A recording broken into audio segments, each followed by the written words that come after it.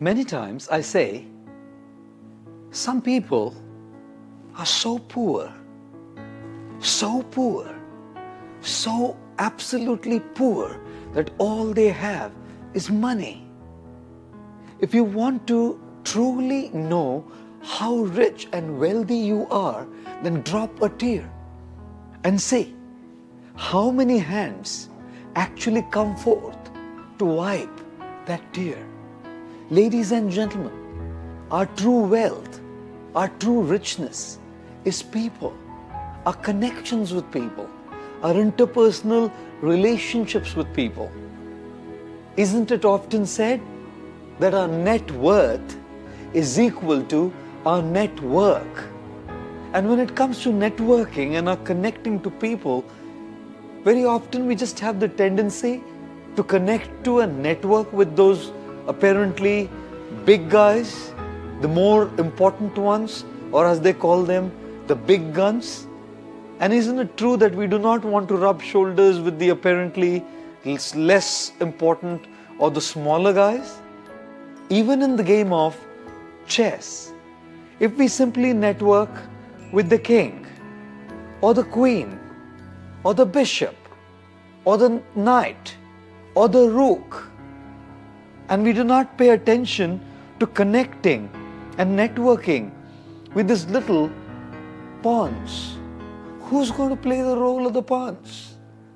Even those little guys in the front are important.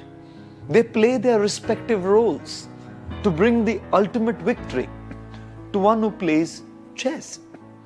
And thus, whether it's the game of chess or it's the game of life, if we want victory and success, we have to connect with people at all levels, from big to small, from president to resident. We have to network, connect, and have interpersonal relationships with everybody. A group of 70 scientists were working on a project as a deadline. These 70 scientists were so absolutely under pressure because of their hectic work and the deadlines. They were really finding it hard, but they were so loyal to their boss, they just kept going.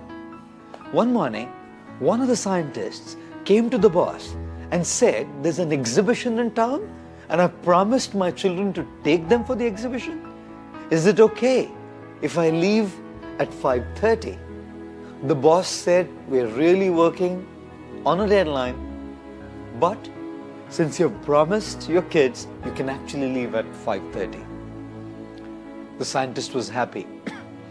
He continued to work in his office, and when he looked at his watch, he had been so involved and absorbed in his work, he saw it was already 8:30 p.m. Oh, he felt so guilty that he had promised his kids that he would take them for the exhibition, and he hadn't gone home at 5:30. He came to his boss's cabin and saw the boss was not there as well. The scientist packed his bag and came home. His wife was sitting in the living room reading magazines. He knew that the situation was extremely explosive. Anything he would ask or say would just boomerang back. His wife looked at him and said, "Would you like to take a cup of coffee? Or would you like to go for dinner straight?" He said, "Well, if you prefer coffee, I don't mind taking a cup of coffee. But where are the kids?"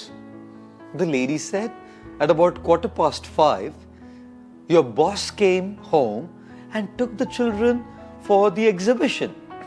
What had happened is at 5 o'clock, the boss had come and seen that the scientist was so absorbed and engrossed in his work and had completely lost track of time. The boss knew that he wasn't going to leave office at 5:30. The boss personally went to the scientist's home and took the scientist's kids for the exhibition.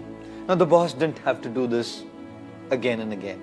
Even that one time he did it and made that investment, the kind of commitment that came from all the scientists that worked under him was incredibly amazing.